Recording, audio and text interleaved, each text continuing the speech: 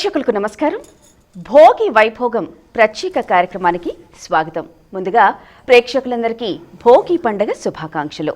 ఉత్తర ద్వార దర్శనం అనంతరం పులకించిపోయిన భక్తకోటి భోగి మంటల వెలుగుల్లో సంక్రాంతి లక్ష్మిని ఆహ్వానిస్తోంది. మరి రేపు భోగి పండుగని పురస్కరించుకొని ప్రతి లోగిల్లో సంక్రాంతి లక్ష్మిని ఆహ్వానిస్తూ పండగ వాతావరణాన్ని సంతరించుకుంది.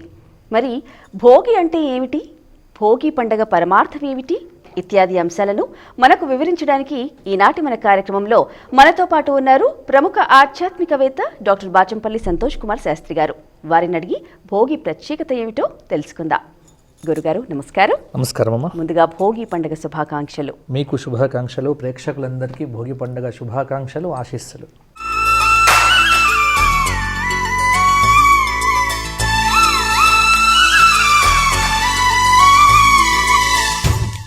గురుగారు, ముందుగా భోగి పండగ పరమార్థం ఏమిటి?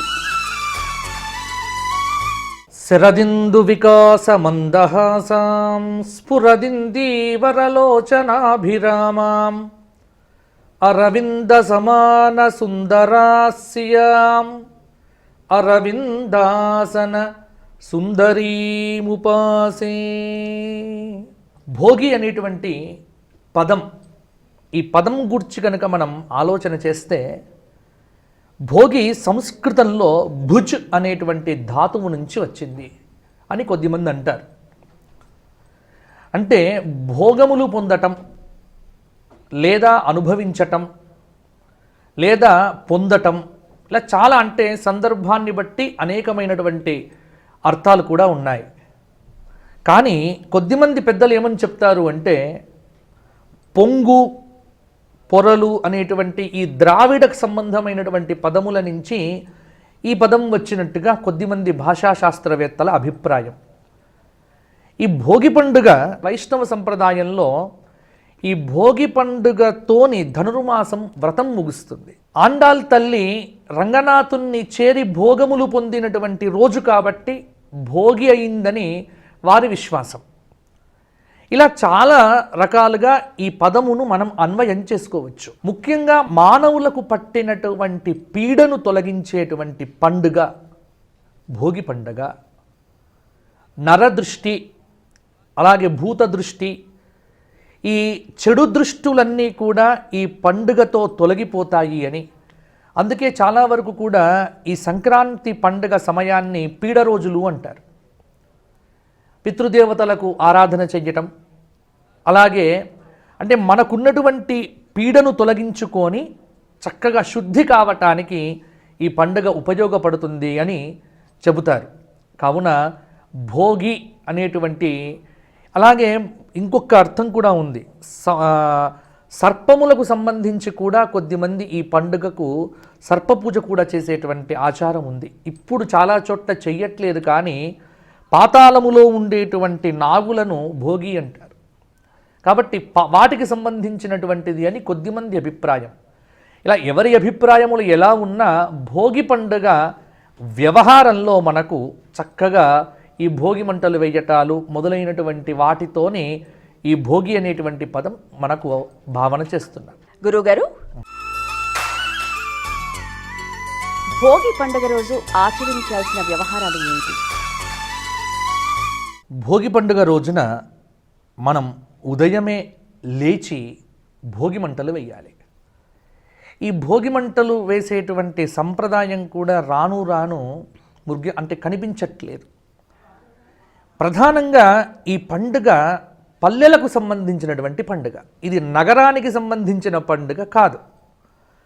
అందుకే మనం సంక్రాంతి సమయంలో, ఈ భోగి సమయంలో భాగ్యనగరాన్ని చూస్తే అభాగ్యంగా కనబడుతుంది. భాగ్యమంతా పల్లెలకు తరలి వెళ్ళిపోతారు. కాబట్టి ఈ పండుగ మొత్తం కూడా పల్లె సంస్కృతిని ప్రతిబింబింపజేసేటువంటి పండుగ, సూర్య భగవానుడికి సంబంధించినటువంటి పండుగ. ఈ మధ్యకాలంలో చాలామందిని గమనిస్తూ ఉన్న సూర్యోదయం చూచేటువంటి వారు ఎంతమంది ఉన్నారు ఇప్పుడు అని అడిగితే ఎవ్వరూ కనిపించరు. అంటే సూర్యోదయానికి నిద్ర లేచేటువంటి యువతనైతే లేనే లేదు. ఇంకాస్త పెద్దవాళ్ళు వాళ్ళు వీళ్ళు లేస్తుంటారేమో, కానీ ఇప్పుడున్నటువంటి యువత మాత్రం ఎవ్వరూ ఉదయకాలంలో సూర్యోదయాన్ని ఎవ్వరూ చూడట్లేదు, చంద్రోదయాన్ని పట్టించుకోవట్లే. సూర్యచంద్రులను పట్టించుకోకుండా నిరంతరం యాంత్రికమైనటువంటి ఈ ఫోన్లలోనే మనకు సూర్యోదయాలు, చంద్రోదయాలు, ఆటలు పాటలు, భోగి మంటలు అన్నీ వీటిలలోనే గడిచిపోతున్నాయి. కాబట్టి వీటన్నింటినీ పక్కన పెట్టి భోగి రోజున ఉదయమే లేచి ఇంట్లో పనికిరానటువంటి సామగ్రి ఏదైతే ఉందో, అలాగే కొన్ని కర్ర ముక్కలు తీసుకొని వచ్చి వీధుల్లో పిల్లలందరూ కలిసి సూర్యోదయాతు పూర్వమే భోగి మంటలు వేసి చక్కటి చలి, ఇప్పుడు చలి ఎంతైనా అనుభవించవచ్చు, వేడిని భరించలేం. కాబట్టి ప్రాతకాలంలో ఆ చల్లటి వాతావరణంలో ఈ కర్రల నుంచి వచ్చినటువంటి నిప్పుతో చక్కగా కాచుకుంటూ ఆ భోగి సందర్భంగా పాటలు పాడుకుంటూ ఈ పిల్లలంతా నృత్యాలు చేసేటువంటి ఒక ప్రక్రియ అనేటువంటిది అనాదిగా ఉన్నటువంటిదే. కాబట్టి భోగి మంటలు వెయ్యటం అనేటువంటిది ప్రత్యేకంగా ఈరోజు మాత్రమే చేయవలసినటువంటి ఆచారం. అలాగే తరువాత భోగి మంటలు వేసిన తర్వాత స్నానం చెయ్యాలి. తలంటుకోవడం అనేటువంటిది, తలస్నానం అనేటువంటిది ఖచ్చితంగా చెయ్యాలి. ఈరోజు నువ్వులతో కూడా స్నానం చేయొచ్చు. నువ్వుల పిండి పెట్టుకొని కూడా, అంటే భోగి రోజున తెల్లవారి మకర సంక్రాంతి రోజున ఖచ్చితంగా నువ్వుల పిండి పెట్టుకొని స్నానం చెయ్యాలి. ఎందుకంటే నువ్వులు ఉష్ణమును కలిగింపచేస్తాయి. కావున ఆ ఉష్ణం అనేటువంటిది చర్మానికి చాలా అవసరం. కాబట్టి ఈ రోజున సబ్బు మొదలైనటువంటివి పెట్టుకోకుండా మామూలుగా ఇది పెట్టుకుంటారు. నదులుంటే నదీ స్నానం చేయడం అనేటువంటిది చాలా ఉత్తమోత్తమైనటువంటిది.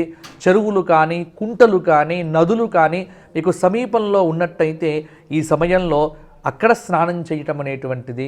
అలాగే ప్రాతకాలంలో లేచి ఇక ఇంటి ముందు ముగ్గులు వేయటం, అలాగే గొబ్బెమ్మలు పెట్టటం, స్త్రీలంతా చక్కగా అలంకారం చేసుకొని ఈ భోగి రోజున అమ్మవారి ఆరాధన చెయ్యాలి. ఈ భోగి మంటలనే ఉత్తర భారతదేశంలో లోడీ అని అంటారు. అక్కడ వాళ్ళు లోడీ అంటారు, ఇక్కడ మనం భోగి అంటాం. ఇది ఉత్తర భారతదేశంలో కూడా ఇదే సమయంలో లోడీ మంటలు వేస్తారు. అందులో అక్కడ ఎక్కువ చలి ఉంటుంది కదా. కాబట్టి ప్రాతకాలంలో భోగి మంటలు అనేటువంటిది భోగి పండుగ రోజున చేయవలసినటువంటి ఖచ్చితమైనటువంటి ప్రక్రియ. ఇది ఖచ్చితంగా ప్రతి ఒక్కరూ ఆచరించాలి. మీ వాడల్లో, మీ వీధుల్లో, మీ గుమ్మాల ముందున, మీ ఇంటి ముందున, అపార్ట్మెంటులోనైతే అందరూ కిందికి వచ్చి ఎక్కడో చోట మూలకు పెట్టుకొని ఇలా మన సంస్కృతిని, మన సంప్రదాయాన్ని, ఇంట్లో పనికిరాకుండా పడినటువంటి కర్ర వస్తువులు, చెక్క ముక్కలు, అలాగే పనికిరానటువంటి వస్తువులన్నీ తెచ్చి భోగి మంటల్లో వేసి చక్కగా ఇల్లును శుద్ధి చేసుకుంటాం. కాబట్టి ఇది ఒక శుద్ధి ప్రక్రియ అనేటువంటిది భోగి రోజున జరుగుతుంది. ఇక గురుగారు, భోగి మంటల్లో కేవలం పాత సామాన్లు కాల్చే ప్రక్రియ ఏంటంటారు? అంటే పాత సామాన్లు అంటే ఇప్పుడు పనికిరాని చెత్తంతా ఇంట్లో కవర్లు, అట్టముక్కలు, అలాగే ప్లాస్టిక్ వస్తువులు ఇవేవి వేయకూడదు. అంటే మన ఇళ్ళల్లో ఇప్పుడు ప్లాస్టిక్ ఎక్కువ, ఇది మరలా పర్యావరణాన్ని నాశనం చేస్తుంది. పూర్వకాలంలో కేవలం చెక్కులు, అంటే చెక్క ముక్కలు, వెదురు ముక్కలు, అలాగే మామిడి కొమ్మలు, ఇవన్నీ అంటే ఎండు పుల్లలు తీసుకొచ్చి వేసేవారు. అందులో ప్రాచీన సంప్రదాయంలో పర్యావరణాన్ని నష్టపరిచేటువంటి వస్తువులేవి ఇంట్లో ఉండేవి కాదు. మట్టి పాత్రలు ఉండేవి, చెక్క పాత్రలు ఉండేవి, చెక్క ముక్కలు ఉండేవి. కాబట్టి ఏవైనా భూమిలో మెల్ట్ అయ్యేవి ఉండేవి. ఇప్పుడు మన ఇళ్ళల్లో కవర్లు విపరీతం, ప్లాస్టిక్ సామగ్రి విపరీతం, రబ్బర్ సామగ్రి విపరీతం, పింగాణి పాత్రలు ఇవన్నీ తీసుకొచ్చి భోగి మంటల్లో వెయ్యొద్దు. అవి మరలా వేరే కాలుష్యాన్ని కలిగింపజేస్తాయి. భోగి మంటలు కాస్త రోగాలను తెచ్చేటువంటి మంటలుగా మారిపోతాయి. కాబట్టి అటువంటి పాత సామగ్రి అంటే ఇంట్లో ఉన్నటువంటి చెత్త చెదారము, డస్ట్బిన్లో ఉన్నవన్నీ తెచ్చి వెయ్యమని కాదు. వాటిల్లో కూడా చూచి కాస్త మనకు పనికిరానటువంటి చెక్క సామాను, కర్రతో చేసినటువంటి సామాగ్రి, పర్యావరణాన్ని నష్టపరచనటువంటి సామగ్రి మాత్రమే వెయ్యండి తప్ప ఏది పడితే అది, ఎలా పడితే అలా భోగి మంటల్లో వేసి తిరిగి ఆ మంటలతోని కాలుష్యాన్ని మాత్రం దయచేసి భోగి పండుగ రోజు పిల్లలకు భోగి పళ్ళు పోస్తారు, ఎందుకని?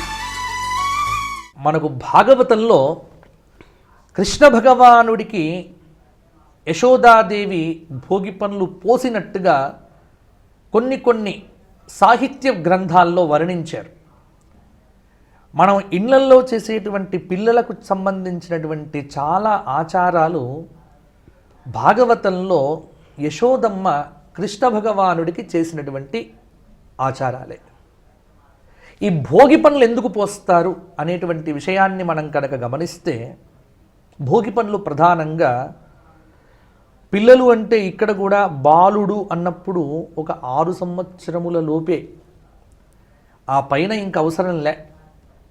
అలాగే రజస్వల పూర్వంగా ఉన్నటువంటి ఆడపిల్లలు, అలాగే చిన్న పిల్లలు 2 సంవత్సరముల మొదలుకొని, సంవత్సరం పిల్లవాడి దగ్గర నుంచి మొదలుకొని 7-8 సంవత్సరముల లోపు పిల్లలను కూర్చుండబెట్టి ఈ భోగి పండ్లు పోసేటువంటి ఆచారం కోస్తా వైపు ఒక రకంగా, అలాగే కృష్ణా ప్రాంతంలో ఒక రకంగా, తెలంగాణలో ఈ కరీంనగరు, మంథని, ధర్మపురి, అలాగే ఈ ఉత్తర తెలంగాణ నిజామాబాద్, మహారాష్ట్ర సంప్రదాయం, ఇలా చాలా విచిత్రంగా కనిపిస్తూ ఉంటాయి ఈ ఆచారాలన్నీ కూడా. సాధారణంగా ఇక్కడ తెలంగాణ కనుక చూసినట్లయితే ఈ భోగి ఈ సమయానికి ప్రతి ఇంట్లో పిండి వంటలు చేస్తారు. సకినాలు అంటారు వీటిని. దీన్ని కాస్త గట్టిగా చక్కిలాలు అని ఇంకొద్ది మంది పిలుస్తారు. సకినాలు అనేటువంటివి అయితే ఈ మధ్యకాలంలో సామాజిక మాధ్యమాల పుణ్యమాని అందరికీ తెలిసాయి. ఈ సకినాలు ఇప్పుడు అన్ని చోట్ల దొరుకుతున్నాయి, కానీ పూర్వకాలంలో అంటే మా చిన్నతనంలో కేవలం సంక్రాంతి అప్పుడే చేసేవారు, అపురూపంగా తినేవాళ్ళం. ఒక పెద్ద గుడ్డ పరిచేసేసి ఇంట్లో మంచి ఈ రోకళ్ళను పెట్టి బియ్యాన్ని నానబోసి దంచి పిండి చేసి చక్కటి నువ్వులన్నిటినీ కడిగి వాటిలో ఉన్నటువంటి రాళ్ళు రప్పలన్నీ తీసేసి ఆ నువ్వులు, ఆ బియ్యం పిండి అన్నీ ఇంట్లోనే చేసేవారు. బయటికి ఎక్కడికి వెళ్ళాల్సిన పనిలే. స్వచ్ఛమైనటువంటి నువ్వుల నూనె, అలాగే స్వచ్ఛమైనటువంటి వేరుగింజ శనగల నూనె, ఇవన్నీ చేసి ఆ వీధిలో ఉన్నటువంటి ఆడవారంతా కూర్చొని దాదాపు 4-5 గంపలు అనేవారు, దాని నిండా సకినాలు చేసేవారు. ఈ సకినాలు చేసేటప్పుడే ఈ బియ్యపిండితో చేసినటువంటి వాటిని వేగించేవారు. ఈ వేగించినటువంటి వాటిని బొడబొడకాయలు అంటారు. ఇక్కడ బొడుగుడుకాయలు, బొడబొడకాయలు అని తెలంగాణలో ప్రసిద్ధి. వాటితో పాటు రేణమండ్లు, వాటిని ఇవన్నీ కలిపి, అలాగే కొన్ని డబ్బులు, చిల్లర డబ్బులు, ఇవన్నీ కలిపి పిల్లల మించి బొడబొడగొండం అనేటువంటి ఏదో పాటలు పాడేటువంటి వారు ఆ భోగి పండ్లు పోసేవారు. ఇది తెలంగాణ ప్రాంతంలో చూసేటువంటి ఆచారం. 3 రోజులు పోస్తారు భోగి పండ్లు. భోగి నాడు మొదలుపెట్టి భోగి రోజు, సంక్రాంతి రోజున ఖచ్చితంగా చేసేవారు. కొద్దిమంది కనుమ రోజున కూడా పోస్తారు. ప్రాంతానికి ఆచారాలలో తేడా ఉంటుంది. కాబట్టి తెలంగాణ ప్రాంతంలో బొడబడకాయలు, అలాగే మీరు కాస్త కృష్ణా ప్రాంతం వైపు వెళ్తే కనుక చెరుకు ముక్కలు, వరి కంకులు, జొన్న కంకులు, వీటిల్లో ఉన్నటువంటి, అంటే వారికి పంటకు ఏది ఇప్పుడు, ఎందుకంటే సరిగ్గా పంటలన్నీ కూడా చేతికి వచ్చేటువంటి సమయం సంక్రాంతి. మొత్తం పల్లెలన్నీ కూడా కలకలలాడుతూ ఉంటాయి. ప్రతి వారి చేతిలో డబ్బు కొద్దిగా ఉంటుంది. ఎందుకంటే ఈ వర్షాకాలంలో వేసినటువంటి పంటలన్నీ చేతికి వస్తాయి. చక్కగా ధాన్యం అంతా ఉంటుంది, కొత్త బియ్యం, వాటితో పులగం వండుతారు. పొంగలి అంటాం, పులగము అంటారు. కొత్త కుండల్లో వేసి మంచి వేడివేడిగా పొంగలి తయారు చేసి దాని మీద కమ్మని ఆవు నెయ్యి వేసుకొని ఆ చక్కగా పొంగలి తింటూ, పులగం తింటూ, ఇలా ఈ పండుగ అంతా మాధుర్యమే. కాబట్టి బొడబొడకాయలు, వీటిలో చెరుకు ముక్కలు వేస్తారు వీరు. అలాగే మీరు విజయనగర ప్రాంతం వైపు వెళ్తే వారు ఒక రకంగా చేస్తారు. వారి దగ్గర ఉండేటువంటి ఆచారాలు కొన్ని బియ్యము, అలాగే మిరపకాయలు కూడా కలుపుతారు. వారి ప్రాంతాల్లో సజ్జలు కలుపుతారు, వారు అక్కడ పోస్తారు. ఏదైనా కానీ దీనిలో ఉండేటువంటి అంతరార్థం ఒక్కటే, పిల్లల మీద దృష్టి దోషాలు బాగుంటాయి. చిన్న పిల్లలకు దృష్టి దోషాలు నరఘోష సోకినను రాయైనను నుగ్గగును. ఇవాళ సాంకేతికంగా చాలామంది దృష్టి దోషాలను నమ్మట్లేదేమో, కానీ దృష్టి దోషం అనేటువంటిది ఖచ్చితంగా ఉంటుంది. అందులో ప్రపంచంలో అందరికంటే భయంకరమైనటువంటి దృష్టి కలిగినటువంటి వాడు ఎవడు అంటే 84 లక్షల జీవరాశుల్లో మనిషి. కొద్దిమంది చూస్తే చెట్లు కూడా ఎండిపోతాయి, అంతటి దృష్టి దోషాలు ఉంటాయి, నెగటివ్ ఎనర్జీ. ఈ పిల్లలు తొందరగా అలసిపోతారు. అందుకే పిల్లలకు ఉన్నటువంటి ఈ పీడను తొలగించటానికి ఈ బొడబొడకాయలు, ఈ భోగి పండ్లు వారి మీద పోసి కింద డబ్బులు పెడతారు. వారు ఆ బొడబొడకాయలు పోసుకున్న తర్వాత లేచిన తర్వాత ఆ కింద ఉన్నటువంటి పండ్లను అలాగే ధనాన్ని అక్కడ ఉన్నటువంటి పనివారికో ఎవరికో ఇచ్చేసేసి పీడను వదిలింపజేస్తారు.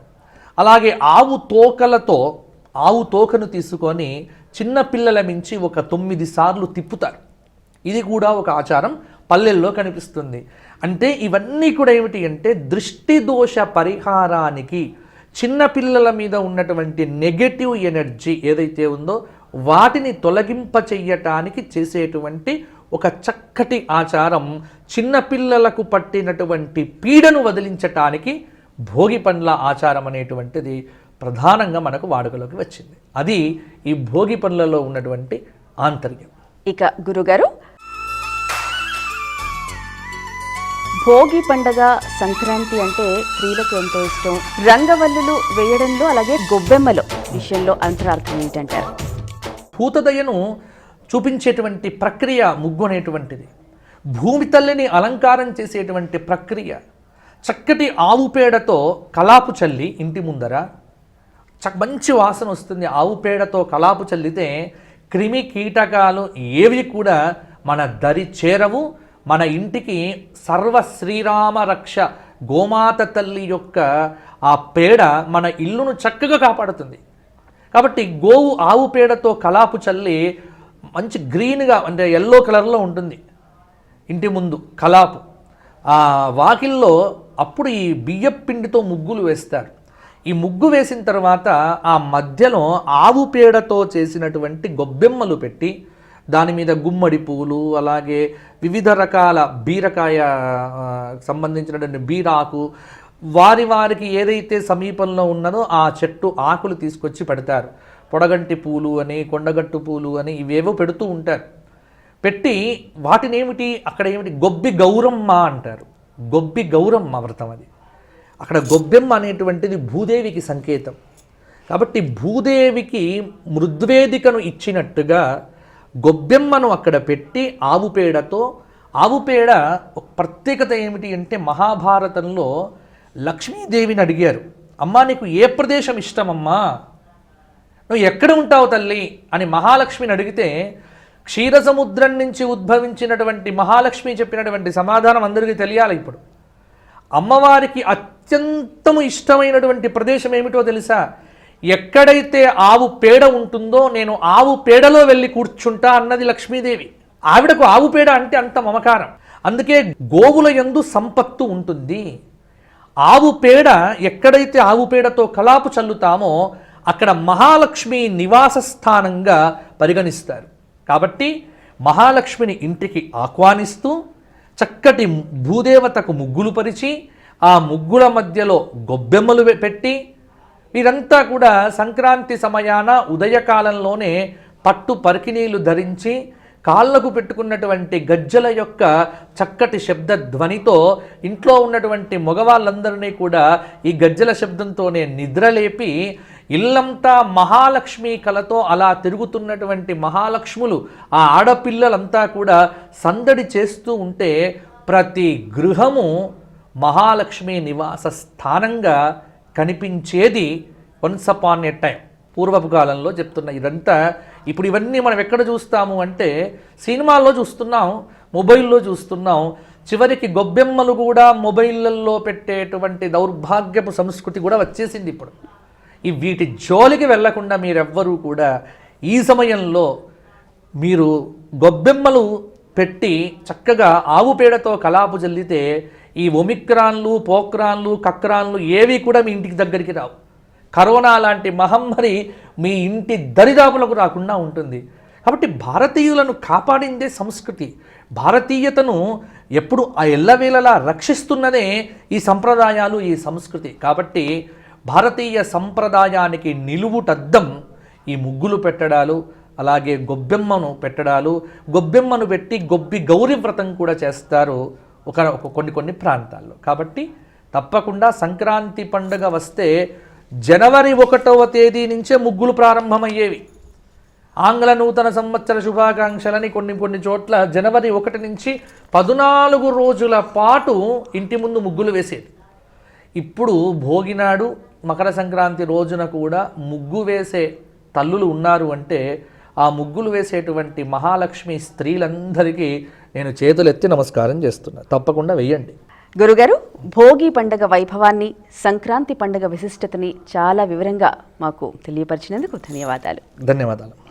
ఇక వీక్షించారుగా, ఇది భోగి పండుగ వైభవం. మరి భోగి పండుగని పురస్కరించుకొని శబరిమల క్షేత్రం నుంచి మకర జ్యోతి దర్శనాన్ని మీ భక్తి టీవీ ద్వారా వీక్షించండి, ధరించండి. మరొకసారి ప్రేక్షకులందరికీ కూడా భోగి, సంక్రాంతి, కనుమ శుభాకాంక్షలు.